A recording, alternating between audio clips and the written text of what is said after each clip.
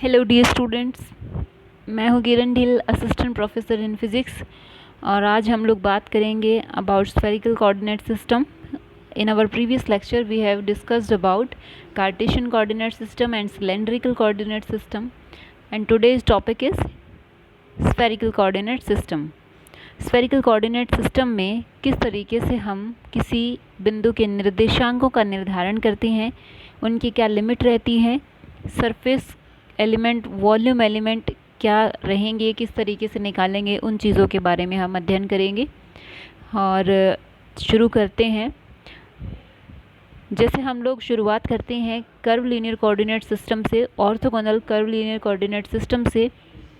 तो orthogonal curve linear coordinate system में जैसे कि मैंने बताया था आप लोगों को कि u1 is equal to c1, u2 is equal to c2 and u3 is equal to c3, तीन सरफेस से मिलकर के बनता है। ओके, जैसे कि उसके अंदर तीनों सरफेस अगर एक दूसरे के लंबवत हों तो उन्हें हम लंबवत या लांबिक वक्र रेखीय निर्देशांक तंत्र भी कहते हैं, यानी कि orthogonal curve linear coordinate system भी कहते हैं। तो अगर हम स्फेरिकल में किसी बिंदु के निर्देशांक निकालना चाहते हैं तो स्फेरिकल के अंदर हमें तीन वेरिएबल चाहिए, r, theta and phi.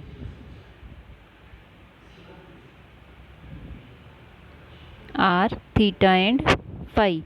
Okay, spherical के अंदर तो r is equal to c1, theta is equal to c2 and phi is equal to c3। इन तीन सरफेस से मिलकर के ये स्फेरिकल कोऑर्डिनेट सिस्टम बनता है। देखो, स्फेयर का जो सरफेस होता है, स्फेयर जो होता है वो कुछ इस तरीके से दिखता है। एक वृत्ताकार घेरा होता है। जैसे ये क्या है, डायग्राम एक तरीके से 2D में है, इसको 3D में जैसे एक बॉल होती है उसके जैसा। स्फेयर मतलब बॉल की आकृति भी स्फेरिकल होती है। ओके, इसमें क्या है, सबसे पहले हम तीन अक्षों का निर्धारण कर लेते हैं, x, y एंड z। जहाँ ये तीनों मिलती है वो क्या है, मूल बिंदु O कहलाता है। इस स्फेयर पर कोई बिंदु क्या है, P है, जो मूल बिंदु से r दूरी पर है। ठीक है, ये सरफेस के ऊपर कोई बिंदु P है जो मूल बिंदु से क्या है, r डिस्टेंस के ऊपर है। ओके, तो ये बिंदु जो है ये z एक्सिस के साथ थीटा एंगल बनाता है। यहाँ पर ये एंगल दिखाया गया है, ये जो r है वो थीटा एंगल बनाता है। ये क्या हो गया, r साइन थीटा। ओके, यानी कि यहाँ पर अगर एक सर्किल बनाए छोटा सरफेस के ऊपर जो इस P बिंदु को कवर कर रहा हो, तो ये ऊपर वाला जो सर्किल होगा, छोटा सा हिस्सा होगा, वो क्या होगा, उसकी रेडियस होगी r साइन थीटा। जैसे ये बनेगा ना, r साइन थीटा रेडियस होगी इसकी। तो यहाँ पर क्या होता है, जैसे मैंने आपको सिलेंड्रिकल में बताया था, r के लिए एकांक सदिश जो है, जिस दिशा में r है उसी दिशा में ER के। ओके, अब थीटा जो होता है, जैसे अगर मान लीजिए बिंदु P z एक्सिस पे होता तो फिर थीटा कितना हो जाता, 0।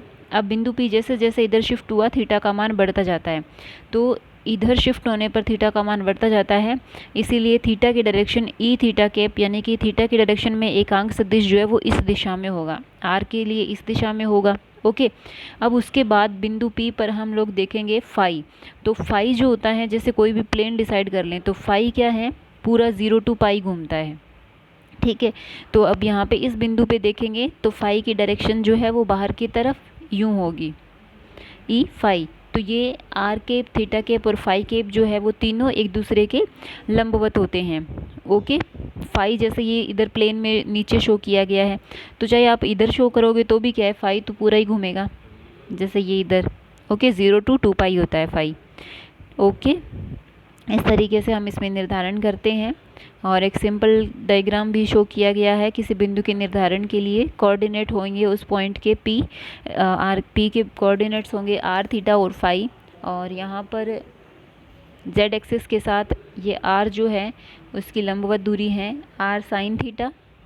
ठीक है, यहाँ पर क्या होता है, तीन सरफेस है, r is equal to c1। r is equal to c1 का मतलब है कि ये जो स्फेयर बना हुआ है इसका ऊपर का जो सरफेस है वो r is equal to c1, यानी कि r का कोई ना कोई नियतांक मान। तो r का कोई ना कोई नियतांक मान कहाँ होता है, ऊपर के सरफेस पे। ठीक है, जैसे r is equal to c1 माना तो ऊपर का जो सरफेस है वो सतह। ठीक है। और theta is equal to C2, theta की कुछ ना कुछ वैल्यू, तो जैसे ये थीटा है इसकी कुछ ना कुछ वैल्यू, तो ये क्या है, एक शंकु की आकृति का बनता है। सॉरी, फिर से बनाते हैं। जैसे ये, तो ये इतना घूमे, इस साइड भी मान लो इधर एंगल बना, जैसे कुछ इस तरीके से। ये जेड एक्सिस है, कभी थीटा इतना है, कभी इतना है, कभी इतना है, कभी इतना है, कभी इतना है, वापस। तो एक जैसे कोन बन जाता है ना जेड के चारों ओर, उसके एंगल का मान जो है वो कुछ भी हो सकता है, एक शंकु की आकृति का बन जाता है। तो ये theta is equal to C2 surface होता है। और फाई के लिए, जैसे फाई के लिए phi is equal to C3 जो है वो क्या करता है, जैसे यहाँ पे क्या है, इस पूरे के अंदर जो ये थ्योरी लिखी गई है इसमें पूरा एक्सप्लेन किया गया है इसको। Phi is equal to C3 तथा R is equal to C1 का प्रतिच्छेदन एक सरल रेखा, सॉरी R त्रिज्या का एक वृत्त बनाता है, और इस वृत्त पर खींची गई स्पर्श रेखा के अनुदिश एकांक सदिश ई थीटा केप होता है। जैसे क्या होता है इसके अंदर कि इसके अंदर जैसे फाई है ना, फाई कहाँ से कहाँ तक वेरी करता है, फाई जो है इस प्लेन में वेरी करता है। तो फाई की जो सरफेस है वो क्या है, ये प्लेन या सरफेस होती है। ओके, अब देखो जैसे क्या होता है कि R is equal to C1 का मतलब ये वाला सरफेस, और theta is equal to C2 मतलब ये वाला सरफेस। तो ये जो है ऊपर जहाँ सरफेस पे ये यहाँ पर इसको काटेगा बिंदु P पर, क्योंकि बिंदु P सरफेस पे है ना, तो सरफेस पे जहाँ पर थीटा वाला जो कोण है या इस शंकु की आकृति बनी हुई है वो P बिंदु को काटेगा, वहाँ पे एक स्पर्श रेखा खींचने पर वो क्या होता है, फाई केप की डायरेक्शन होती है। इसी तरीके से अगर मान लीजिए जैसे phi is equal to C3 और जैसे theta is equal to C2 है, उनका जो प्रतिच्छेदन है वो क्या बनाता है, जैसे ये प्लेन और ये थीटा, तो इनके प्रतिच्छेदन से क्या बनती है, एक सरल रेखा बनती है, और उस सरल रेखा के अनुदिश एकांक सदिश क्या होता है, ER केप होता है। जो ये दोनों कहाँ काट रहे हैं, बिंदु O पे काट रहे हैं। ठीक है, तो O से बिंदु P की ओर एक सरल रेखा ER डैश की ER केप की डायरेक्शन को बताती है। यानी कि दो जो सतहें आपस में मिलती है तो वो तीसरे की दिशा को निरूपित करती है। ओके, तो अब हमने जैसे स्फेरिकल कोऑर्डिनेट सिस्टम लिया है, तो इसमें U1 R, U2 थीटा और U3 फाई होता है। इसी तरीके से एकांक सदिश E1 ER cap, E2 E theta cap और E3 E फाई केप होता है। ठीक है, और जैसे स्फेरिकल कोऑर्डिनेट सिस्टम है वो लांबिक निर्देशांक तंत्र के जो गुण धर्म है उनका पालन करता है। तो इसमें भी क्या होता है, सदिश और अदिश गुणा के सभी नियमों का क्या होगा, पालन होगा। तो ER cap dot ER cap, e theta cap dot e theta cap और e phi cap dot e phi cap 1 होता है।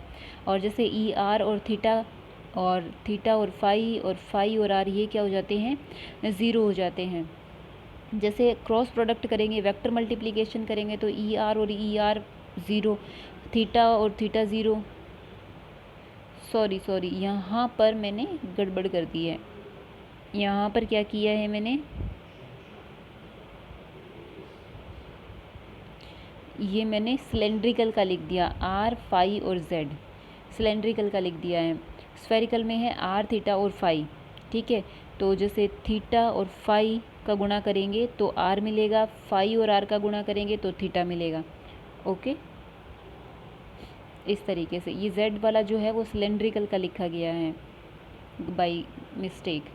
अब जैसे विस्थापन सदिश लिखेंगे, स्थिति सदिश जो होता है वो जैसे orthogonal curve linear coordinate system में U1 U2 U3 का फंक्शन होता है। तो जो हम पोजीशन वेक्टर लिखते हैं वो क्या होता है, E1 cap H1 DU1, E2 cap H2 DU2, E3 cap H3 DU3 ये होता है। ठीक है, तो यहाँ पे जैसे स्फेरिकल कोऑर्डिनेट सिस्टम के अंदर, स्फेरिकल कोऑर्डिनेट सिस्टम में जो बिंदु P है उसके निर्देशांक होंगे R थीटा फाई, और उनका जो स्थिति सदिश होगा वो होगा ER cap DR, e theta cap R D theta, e phi cap R sine theta D phi. ठीक है, तो जैसे ये इस तरीके से है कि जैसे R है तो R जो है, R में परिवर्तन कितना होता है DR, तो वो उस लाइन को हम थोड़ा डार्क करके, ये कुछ ज़्यादा ही डार्क हो गया, डार्क करके शो कर देते हैं, तो वो क्या हो जाता है DR, R में चेंज। थीटा में चेंज जो होता है, जैसे मान लीजिए जेड एक्सिस के साथ पहले थीटा एंगल है, थोड़ा सा बदला तो वो D थीटा एंगल हो जाता है, एंगल D थीटा हो जाता है। और ये जो चाप होता है, क्योंकि ये DR है ठीक है, बदलने वाली। वैसे रेडियस क्या होती है, आर। तो ये चाप कितना हो जाता है, आर डी थीटा। ओके, और फाई में कैसे होता है, जैसे फाई के लिए हम लोग कुछ इस तरीके से देखते हैं कि जैसे ये मानिए ये आर साइन थीटा है, तो इसकी ये इसका इमेज है एक तरीके से, तो ये भी क्या है, आर साइन थीटा है। अब फाई में कोई भी चेंज होगा, जैसे डी फाई है ना, तो ये आर साइन थीटा है, तो ये हो गया r sine theta d phi. Okay, तो स्थिति सदिश हम लिखते हैं तो उसमें हम लिखेंगे e r cap d r d theta e theta cap r sine theta d phi e phi cap. इसका हम लोग जब orthogonal curvilinear coordinate system के स्थिति सदिश के साथ तुलना करते हैं तो वहाँ से h1 का मान 1, h2 का मान r और h3 का मान आता है r साइन थीटा। ओके, और फिर हम जब वेक्टर फील्ड रखते हैं सदिश क्षेत्र को शो करने के लिए ए वेक्टर लिखेंगे, तो जैसे आर थीटा और फाई की दिशा में इसके component a r a theta and a phi है। और फिर हम लोग डेल डॉट ए निकालेंगे, तो जैसे सिंपली लाप्ला डेल फाई स्केलर के लिए लिखेंगे तो h1 का मान तो क्या है 1, h2 का है r और h3 का है r साइन थीटा, तो ये सिंपल लिखा जाएगा। ओके, फिर डेल डॉट ए में जैसे शुरू में आता है 1/h1 h2 h3, तो h1 h2 h3 का गुणा करेंगे तो r स्क्वायर साइन थीटा आएगा। फिर डेल बाई डेल आर फिर होता है A R into h2 h3 और h2 h3 का गुणा हो गया r स्क्वायर साइन थीटा। फिर होता है डेल बाई डेल थीटा और ए थीटा, और ए थीटा के साथ आता है h1 h3, तो वो है r साइन थीटा। फिर डेल फाई के साथ आ जाएगा h1 h2 जो कि r है। ओके, तो ये डेल डॉट ए आ गया। फिर उसके बाद डेल क्रॉस ए में 1/r स्क्वायर साइन थीटा, क्योंकि एक बटे क्या है h1 h2 h3 होता है, तो यहाँ पे क्या होता है h1 ई आर केप, h2 मतलब r ई थीटा केप और h3 मतलब r sine theta e phi cap. Del by del r del by del theta del by del phi, और a1 h1 मतलब ए आर, a2 h2 मतलब ए theta r, और a3 है ए phi और h3 है r sine theta. Okay, और del two phi में भी हम इसके फॉर्मूले में वैल्यू रख देंगे और हमारे पास ये डेल टू फाई जो है वो आ जाता है। तो इसके अंदर क्या है डेल टू फाई में 1/h1 h2 h3, तो वो r स्क्वायर साइन थीटा हो गया। फिर डेल बाई डेल आर और फिर होता है h2 h3 बटे h1, तो h2 h3 तो है हमारे पास r स्क्वायर साइन थीटा, जैसे आप यहाँ से देख लेना, ऊपर अपने निकाले थे ना,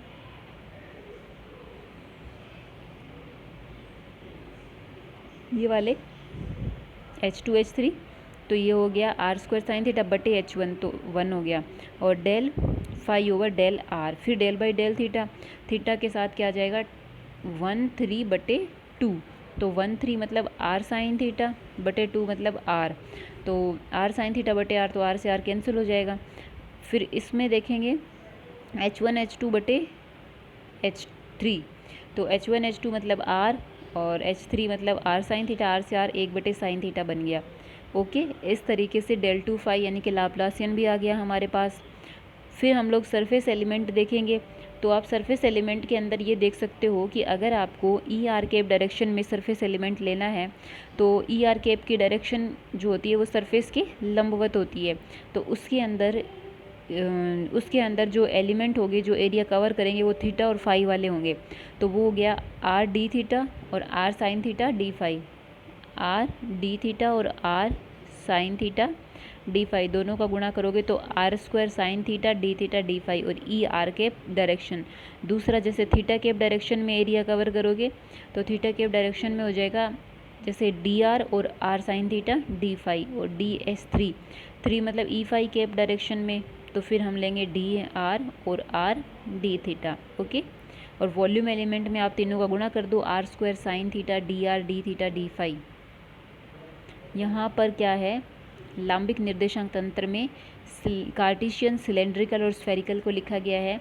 कार्टेशियन जैसे सिंपली एक्स वाई जेड है और उसके लिए h1 h2 h3 के मान 1 1 है, और सिलेंड्रिकल में रो फाई जेड है जिसमें h1 h2 h3 के मान 1 r 1 है, और स्फेरिकल में r थीटा फाई जिसमें h1 h2 h3 के मान 1 r r sine theta. Okay, और सरफेस एलिमेंट निकालने के लिए जैसे इसने कहा कि पहले की डायरेक्शन E1 केप है तो उसका एरिया होगा h2 h3 आएगा यहाँ पे, सॉरी यहाँ पर H2H3 DU2 DU3, इसमें आएगा H1H3 DU1 DU3 और तीसरे में H1H2 DU1 DU2। Volume element में आप तीनों को गुणा कर दो और फिर उसके बाद डेल फाई हमारे पास ये आ गया और डेल डॉट ए जो है वो ये।